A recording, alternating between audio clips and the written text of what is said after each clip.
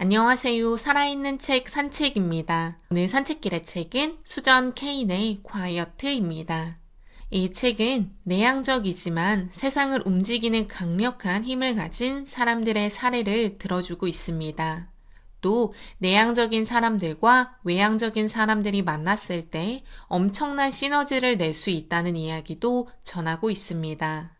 이 밖에 다양한 이야기가 나오는데 저자가 전하고 싶은 주제 중 가장 중요하다고 생각한 부분은 내향적인 사람들이 가진 조용한 힘이었습니다.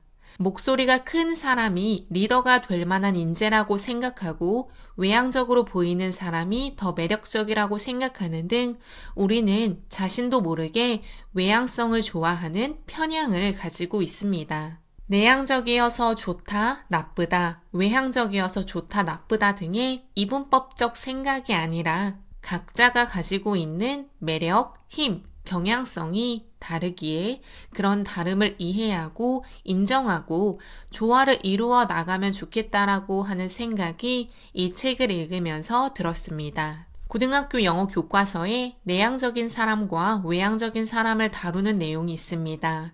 이 책에서는 그 이야기가 그대로 나오고 있는데요. 로자 파크스와 마틴 루터 킹 주니어 그리고 스티브 잡스와 스티브 워즈니악의 조화에 대해서 말하고 있습니다. 1955년 12월 1일 로자 파크스는 그 당시 유색인과 백인의 자리가 나뉘어져 있던 버스에 올라타 유색인 자리에 앉았으나 버스 기사가 백인에게 자리를 양보하라고 이야기를 했고 그녀는 노라고 단호하게 이야기했습니다. 버스 기사와 실랑이를 하며 경찰에 잡혀간 로자 파크스의 사건이 시발점이 되어 마틴 루터 킹 주니어는 연설을 하게 되었고 로자 파크스의 용기에 힘입어 사람들은 버스 보이콧을 300일 넘게 진행하며 미국의 역사를 바꾸게 되었다고 합니다. 조용하고 의연한, 소심하고 수줍었으나 사자 같은 용기가 있던 로자 파크스가 직접 자신의 목소리를 드높였다면 그 울림은 덜 했을 것이라고 합니다.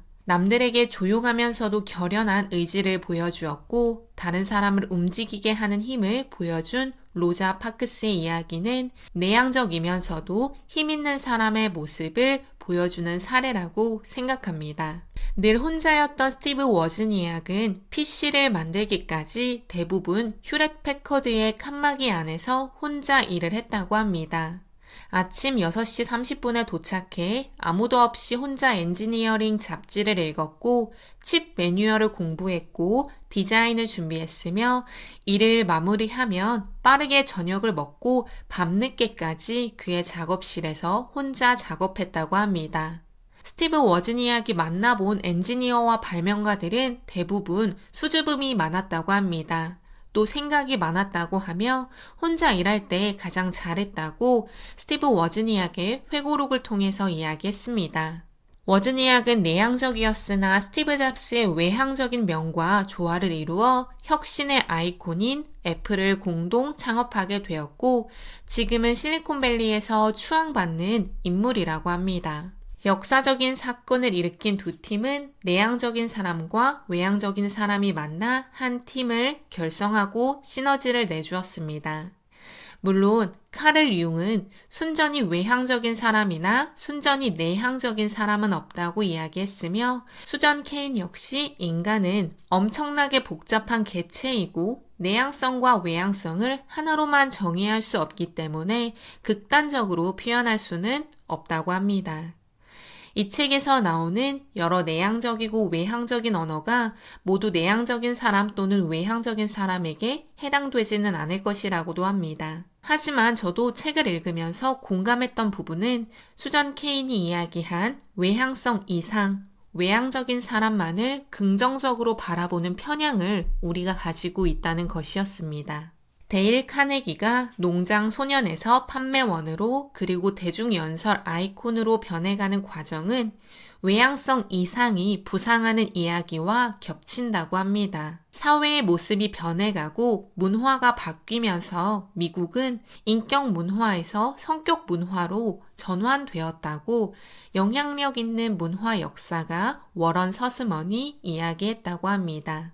인격 문화에서는 이성적인 자아가 진지하고 자제력 있고 명예로운 사람이었으며 대중에게 어떤 모습으로 보이느냐가 아니라 자신이 홀로 있을 때 어떻게 행동하는지가 중요했다고 합니다. 성격이라는 단어는 18세기 전에 존재하지 않았다고 하며 20세기가 넘어서야 좋은 성격이라는 개념이 퍼지기 시작했다고 합니다. 성격 문화 뒤로 바뀐 뒤 사람들은 다른 사람들이 자신을 어떻게 바라보는지에 집착하기 시작했다고 합니다. 자기 자신까지를 팔아야 하는 판매원이 되려고 노력해야 하는 사회가 만들어졌다고도 하고 있습니다. 데일 카네기의 인간 관계론에서는 사람들을 당신이 원하는 대로 기꺼이 행동하게 하는 방법 또는 사람들이 당신을 즉각 좋아하게 만드는 방법과 같은 챕터가 가득하며 인격이 아닌 성격에 집착하게 된 우리의 모습을 드러내주고 있다고 합니다. 하버드 경영대학원에서 역시 외향적이게 되라고 계속해서 압박을 한다고 합니다. 프레젠테이션 없이는 대화할 수 없고 스포츠를 함께 하는 것은 당연한 것이며 혼자서 생각하는 시간보다 함께 무언가를 만들어가는 시간을 더 소중하게 생각하고 더 가치 있게 생각한다고 책을 읽으면서 보여졌는데요. 여러 실험을 통해서도 더 많이 이야기한 사람이 더 똑똑하고 잘생기고 호감 간다는 인식을 낸 결과들도 이 책에서는 제시하고 있습니다. 또 말 많은 사람을 지도자로 보는 경향도 보여주고 있다고 합니다. 하지만 조직행동학과 교수 필립 테틀록은 텔레비전 전문가들처럼 제한된 정보를 바탕으로 자신있게 자기 주장을 펼치는 사람들, 이런 것들을 통해 생계를 유지하는 사람들이 무작위 추천보다 정치 및 경제 트렌드를 잘못 예측한다는 점을 발견했다고 합니다. 또 최악의 점쟁이는 가장 유명하고 가장 자신감 넘치는 사람들이었다고 합니다. 훌륭한 프레젠테이션 기술과 진정한 리더십 기술을 구분하지 못해 속이 터질 때가 많다고 이야기하는 성공한 벤처 자본가도 있었습니다. 걱정스럽게도 말은 잘해서 높은 자리에 올라갔지만 좋은 아이디어는 없는 사람들이 있었고 잡담 능력과 재능을 자주 혼동했다고 합니다. 프레젠테이션에는 지나치게 중점을 두고 비판적 사고에는 중점을 두지 않는 사람들이 많다고도 이야기합니다.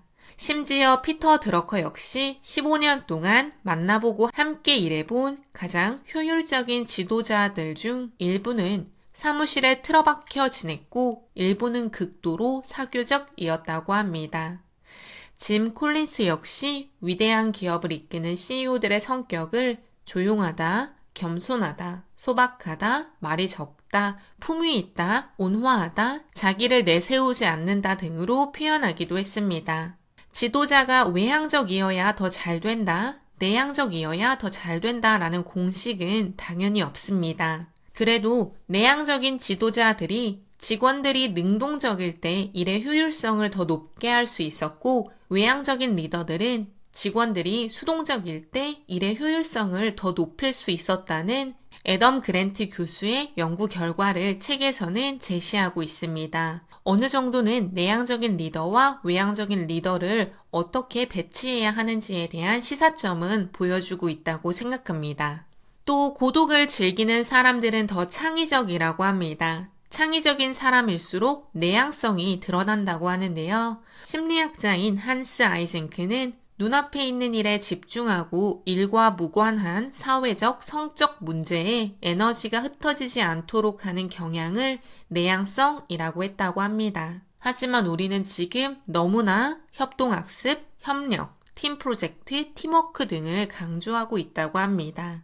수정 K는 우리가 인터넷상에서는 협력하고 협동하고 지능을 공유함으로써 놀라운 것들을 창조해 나갔을지 모르지만 오프라인 환경에서도 협력, 협동, 팀을 계속해서 강조하는 것은 너무 앞서 나가는 것이라고 합니다. 실생활에서도 벽을 허물고 모든 사무실의 파티션을 치우며 개방형 사무 공간을 조성함으로써 사람들은 더욱 힘들어지고 있다는 것입니다. 물론 효과가 있을 수 있지만 인터넷만큼의 효과는 못 볼 것이라고 이야기하는 점은 저도 공감되었습니다. 1만 시간의 법칙의 유명한 심리학자 앤더스 에릭슨 역시 혼자 연습하기를 가장 중요한 일로 꼽은 연주자들이 최고의 연주가가 되었다는 연구 결과를 내세웠습니다. 그들은 함께 연주하거나 악단과 함께 연습한 시간을 혼자 연주하는 시간에 비교해 여가 시간으로 여겼다고 하는데요. 이 책에서 제시하는 여러 연구 결과를 보았을 때 고독을 즐기는 것, 혼자만의 시간을 갖는 것이 우리가 원하는 목표를 달성할 때 꼭 필요하다고 생각이 들었습니다. 뿐만 아니라 브레인스토밍이 전혀 도움이 되지 않는다는 사실도 책에서는 말하고 있습니다. 이 부분에서는 놀랍긴 했는데요. 항상 책에서 이야기하는 말이 모두 맞지는 않기 때문에 걸러 들을 필요도 있습니다. 책에서는 사람들이 모여서 브레인스토밍을 하는 것보다 오히려 혼자서 브레인스토밍을 하는 것이 더 많은 경우의 수를 보여주었다는 연구 결과를 제시하고 있습니다. 자기 모습을 있는 그대로 받아들이면 좋겠다는 저자의 이야기가 책 앞에 프롤로그에 나옵니다. 개인에게 가장 중요한 일은 나를 있는 그대로 수용하는 것이지 않을까 싶습니다. 그리고 조직, 사회에서 가장 중요한 일은 수전 케인이 말하는 내향성과 외향성이 공생하는 관계를 만드는 것입니다. 또 사람들의 역할이 사람들이 타고난 장점과 기질에 따라 배분되도록 노력해야 하는 것도 꼭 필요합니다.